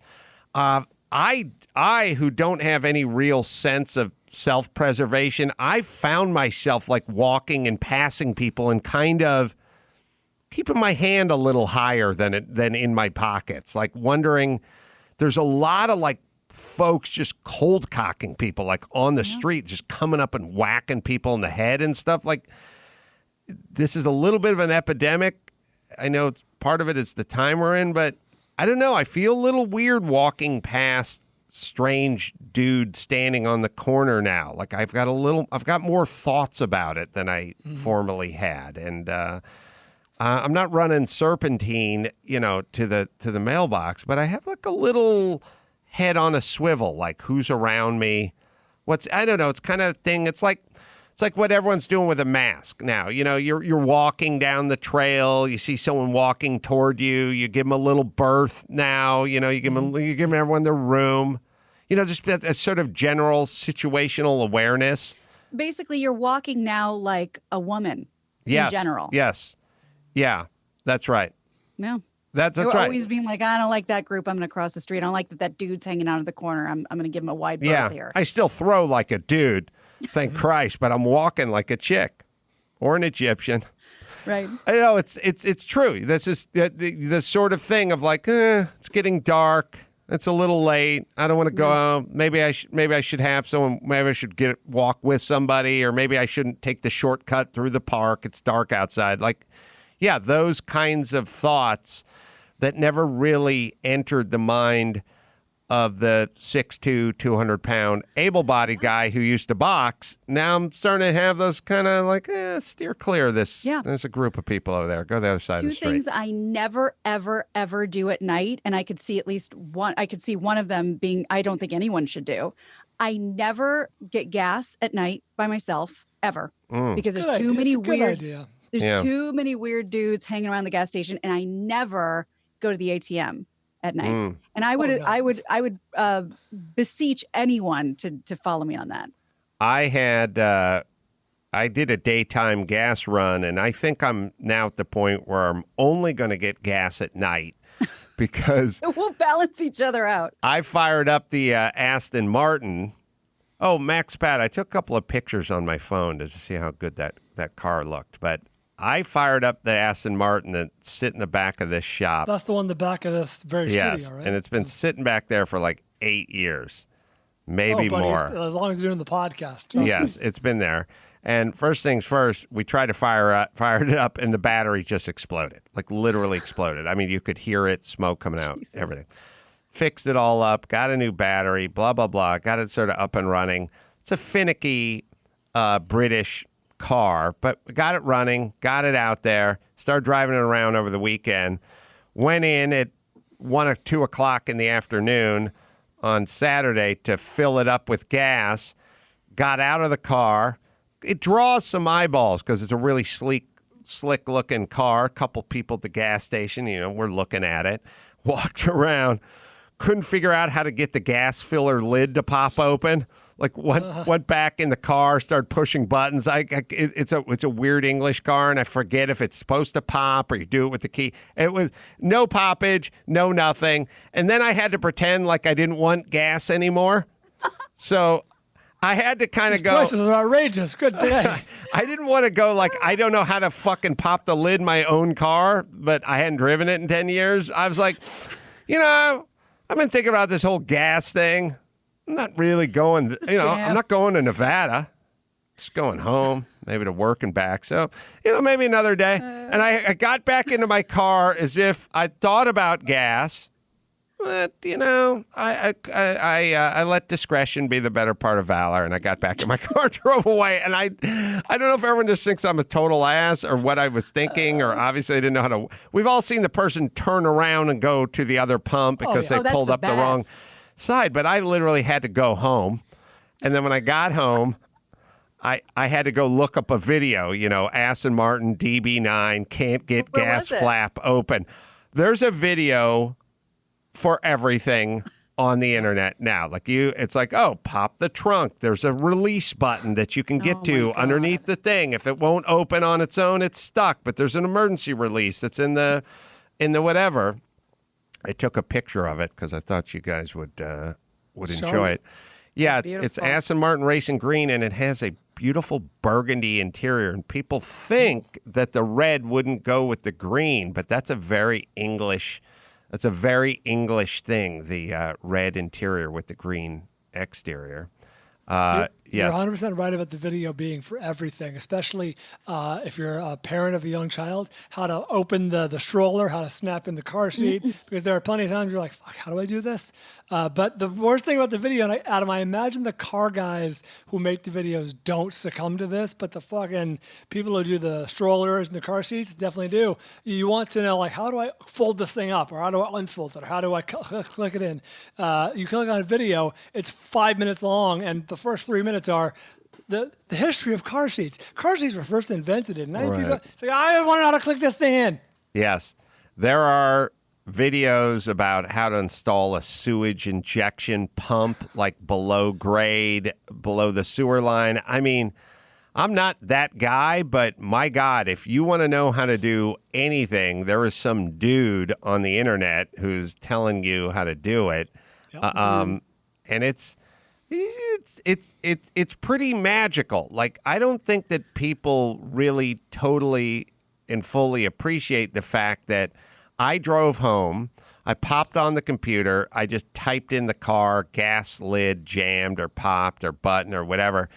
Instructional video came on, and inside the trunk, there is a release that you can reach over and do it. And I was back heading to the gas station 5 minutes. 5 minutes later, of course, looking around for anyone who would have been there when I was there the first time getting gas. I had to wait for them to Is it a bad leave. idea to ask why you didn't look up the video on your phone in the car? Because that is one step away from me. I should have. I should have used my phone and looked it up. On the other hand, I was on the clock. Like once everyone was looking at me in my expensive sports car and I couldn't figure out how to get the thing open, I just didn't want to stand there now frantically typing things into my phone. So I just went home. Well, and with the YouTube tutorial, middle school girls these days, Natalia, of course, no excuse not to know how to do your hair, do your makeup. The way I was walking around in 7th grade, it was clear there were no videos to show you which direction to curl your bangs. I didn't know it was supposed to go forward, maybe back, maybe sideways one day. No idea. I didn't have an older sister. So these days, hair and makeup on point, ladies. Bryan, who told you how to do your bangs back when? First of all, how dare you? Second of all, I'm going to give a life hack for all people listening. Whether you're going on a cruise, like the Adam Carolla cruise, or whether you're going to a hotel or whatever, and you're wondering, is it worth the extra $50 a night to upgrade to the next room? There are walkthroughs of almost every hotel room on earth. Like people just take their phones and just walk through and film things. Why? I don't know. It mystifies me like it mystifies, unboxing videos mystify me. But they're there, so you can look up the rooms at almost any hotel. Yeah, I like that Erin Andrews walkthrough video of her hotel room. That's what that was. Sometimes you can't get into the room, but you still want to know the lay of the land. Yep. You She know? has a Swede. The thing that's funny about that car in Aston Martin Racing Green, which is a lighter color green than a British Racing Green, which is a dark sort of hunter green, and the burgundy red interior. The thing that's funny about the story of that car is my friend Bo Bachman over at Galpin Ford, he's like, hey, why don't you come on over and order an Aston Martin before they were just taking orders for him. The car was brand new. It never came out. And I said, okay, but I don't know. I think I was in between radio jobs then or something like that. And I said, what if the car comes in 6 months and I don't have a good job or I can't afford it? It was $160,000 or something. And he said, no problem. Everyone's snapping these things up. So just come on down, order it. And then when it comes in 6 months, you can either pick it up or we'll sell it the next day. And I said, well, can't argue with that. And then you go into this cool, like James Bond type boutique room, and they have the leather swatches and the wood swatches and the headliner swatches and the color swatches, and you start laying it out like this color with that color and this wood with that headliner, the piping on the seats, it's all custom stuff. So it's a great, for a guy who grew up how I grew up, like, I grew up which is like, you can get a Bell Beefer, but you're not getting a taco and a Bell Beefer. You get one or the other. Like that's how I grew up. The idea that I'm laying out this leather and putting it next to the burled walnut and putting that next to the body color and having all those possibilities. And so I laid out, I said, I want it to be Aston Martin Racing Green because I don't like it when people get a car and they just go black on black. Like I don't like that. So I was like, I want Aston Martin Racing Green. So I got it Aston Martin Racing Green, and I was going to get a black leather interior. And then they said, fine, order it up and pick it up in 6 months or not. And I was walking out of the dealership, and one of the guys in their office had a screensaver on their computer, and it was a 50s Jaguar, and it was British Racing Green. It was a convertible green car with a red leather interior. And I said, oh, that's how they do the British version. They do a red interior with a green exterior, and it looks so awesome. And I turn around and walk back up to the showroom, and I said, you know what? I'm going Aston Martin Racing Green with a red leather interior now. I've changed my mind. And they said, that's fine, but you own that car. And I said, what again? And they said, we're never going to be able to sell a green car with a red interior. We could easily sell a silver car with a black interior. Now, you guys see it now, and it looks killer. Everyone loves it. Right. But you got to picture, from a sales standpoint, a red interior with a green exterior and a red interior. That's a tough putt for someone who just wants to move an Aston Martin. You could get black on black or gray interior with a black exterior or silver exterior. That would be fine. But this seemed tough for them. So I then went full Albert Brooks in Defending Your Life when he took the first class ticket alone to Japan or Tokyo, wherever he was going, Tokyo. And I just said, fuck it, I'm in then. We're doing this. And then it showed up and everyone loved it. But that was an interesting conversation. And also, it's interesting how business works, right? Like, just order a car, and then if you don't want it, we'll sell it. And when they were saying that, they thought I was going to order a silver car with a black interior. But they didn't think about green with red. And no points for it being the traditional way it's done. People don't care. No, people are kind of jack-offs. I imagine they were reverse engineering their thinking, which is we sell so few of this color combination, maybe one over the last 3 years. The reason is because no one thinks of it. Once you see it, you're like, oh, yeah, that's great. But no one thinks to do that. No, yeah, I don't even know if they sell any of that combo. Like, everyone who orders their car just gets it. They get it in red with a black interior. Like, it's funny. Someone else must have seen that screensaver. Someone else must have seen it. It'd be nice because I've not seen it. You barely even see him in Aston Martin Racing Green. I mean, that's the name of that's their racing color. When you see Aston Martin race cars, they're in Aston Martin Racing Green. If you show me a picture, Max Zapata, here's some work for you. Find me a picture of the great Carroll Shelby and the Aston Martin he drove to win Le Mans, 1955, I think it was. And you will see the same shade of green that's on my car. It's a lighter, sort of more nuanced, interesting green. I'll buy you a second there, Max Pat. I'll tell you about Blinds Galore over here, blindsgalore.com. Family owned and run, first place to buy custom window treatments online, over 2 million windows covered. Blinds, shades, shutters, drapes, even blinds that connect to your smartphone. And Amazon, Alexa, just boom, charge them up. Well, in my bedroom, they go up and down every single night. Seem to hold about 6 months, 9 months. Either way, charge them like you charge a cell phone. And that's good. No pulling wires, no transformers, no nothing. Start to finish, they take care of you, measuring, and you measure them. You pick out the style, and their experts will walk you through every step of the way. And whether you need more privacy or you just want to keep the heat out, like we were talking before with the cars, get that with blindsgalore.com. Right, Dawson? Blindsgalore.com makes it easy to get the safe, high-quality designer blinds and shades you've always wanted in your home, all at a great price, all at up to 45% off. See for yourself at blindsgalore.com today and let them know Adam sent you. That's blindsgalore.com. Find any pictures, Max Zapata?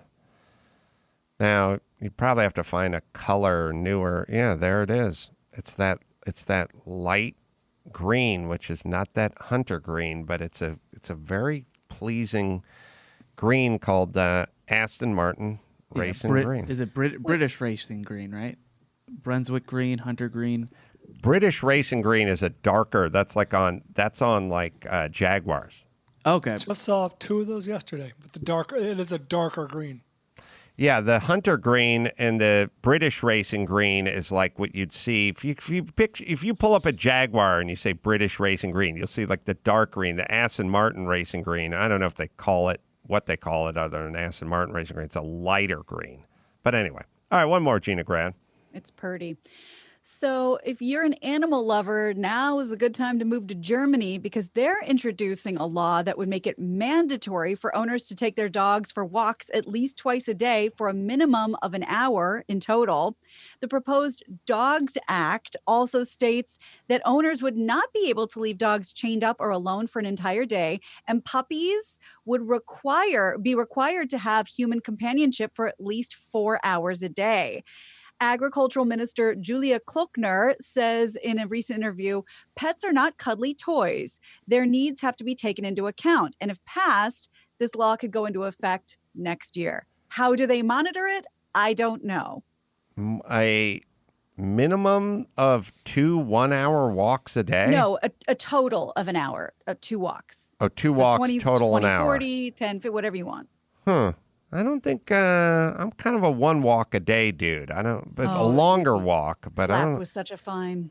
Well, I guess it depends. Like, I got a big backyard and a swimming pool and stuff. And like Phil goes out in the yard and then he swims in the swimming pool and then he gets out and he starts running around like a mad dog when he's all wet. And then Sonny goes out there and throws something with him and like wrestles with him a little bit. So I'm going to count that. You're not in an efficiency studio in Berlin.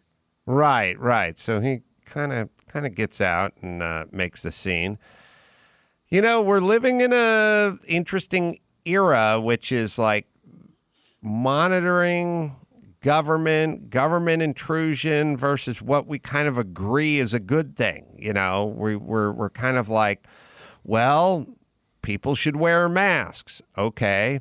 But should the government be in charge? And then what does that lead to? And I don't know. Maybe it's nothing. I don't know. But we're having to balance this now. It's sort of like we're having to do it with like surveillance cameras. Like there's a surveillance camera on every corner. Should law enforcement be able to film everyone all the time in whatever they're doing? Or should they have everyone's DNA on record? And my feeling is like, as a guy who's not breaking the law, have the DNA and film me walking down the street. And then when the shit goes down, bust the criminals, But I do understand that argument of not wanting the government in every aspect of your life. And then you start getting into the enforcement side of it. Like, well, then how do we enforce this? And then what happens when neighbors start ratting out other neighbors because you only took your pup for a 20-minute walk once on a Wednesday? Mm-hmm. It's going to be something to navigate. I will definitely say that. We're definitely going to have to learn to kind of navigate that as we move forward. In Germany's funny because they have the Holocaust in their rearview mirror. Like, I mean, if you think about a country with the Holocaust, like you think about our country and you think about how much we suffer from slavery and the memory of slavery and the discussions of slavery. Imagine if you had the Holocaust. I mean, slavery was, 100 plus years in the past. The Holocaust is much closer. Wow. And you're carting people off and putting them in ovens. You know what I mean? Like you could say slavery is evil, but in a way it's as greedy as it is evil. It's just people not wanting to pay other people and for that doing evil things. This is literally Holocaust is like, I'm going to take time and resources from winning a world war so I can cart Jews off to a place where I can exterminate them. Like, well, and it's a tougher putt in 2020, but I remember growing up, at synagogue, there were many Holocaust survivors that were alive and well. Yeah. I know that that's not as true anymore, but they're very much alive and telling their stories. Yeah. Give it a minute. It'll come back around. There'll be more for the next generation to enjoy. Oh, I know how trends work. It's like bell bottoms. Like they went away, now they're back. That's how Holocaust survivors work. It's not cool, but my kids will enjoy a synagogue filled with Holocaust survivors. Yeah, my grandfather was a Holocaust survivor. I mean, he had to leave Hungary. Yeah. He fled. Definitely his sister, Buji, was definitely a Holocaust survivor. And then Gabi, her son, was there with her during the Holocaust. So it's like I look at myself as a Holocaust survivor because of my fucking parents, But I'm not saying work camp. I'm not saying the Jews could experience quite as bad as what my experience was, but yeah, I mean that my grandfather and Buji and Gabi, like they would all come over for Thanksgiving, and there was a big Holocaust survivor group. I grew up with those people. That's why I don't like when people throw out, Hitlerian and Holocaust like with such ease. When they're talking about some group being asked to do something, it's a little insulting. It's a little insulting that people that are actually marched off to ovens naked and incinerated. But that's just me. On a happier note, we have a picture of an Aston Martin versus a British racing green Jaguar. Yeah. So the Jag is deep and dark green, and the Aston is just a lighter, flirtier, More of a jewel tone. green. Fun fact, the reason these cars are green, because when motor racing was illegal in England, they would race in Ireland, and as a mark of respect, they painted them shamrock green. I like that there's a story behind everything. I like that Ferrari is red, and maybe, God, there's yellow is like Argentina or something. America is white and blue, and green is British. German is silver. Like each country has their color. That's why Mercedes. Like the fillings they would take out of the Holocaust. Yes, they put the Holocaust fillings right on the hood of the Mercedes. But if you picture those classic race car Mercedes, they're always silver. That's the way they work. All right, Gina, let's bring it home. You got it. I'm Gina Grad, and that's the news. Gina Grad. That was the news with Gina Grad. Last but not least, JB Weld. Just a quick few seconds for JB Weld, proud sponsor of the Adam Carolla Show. And they've been around for over 50 years, and I use them all day, epoxy adhesives, and they have the Super Weld, the fast stuff as well. jbweld.com and retailers everywhere. Ann Heche coming on tomorrow, and she's going to talk about whatever we want to talk about. She was Ellen's girlfriend, remember? Back in the day, and many other things. So a lot to get into with her. I want to thank Mark Geragos and Mike Murphy and JL Colvin for participating in today's show. Tempe, Arizona. We're going to do live pod there and stand up there. That's Tempe, Arizona Improv, September 18th and 19th. So go get some of those tickets. And then Salt Lake City Wise Guys, October 2nd and 3rd. I'm your emotional support animal. I read your reviews on Amazon, good and bad. So get that and leave a review, please. And until next time, this is Adam for Mark and Mike and JL and Gina and Bald saying mahalo.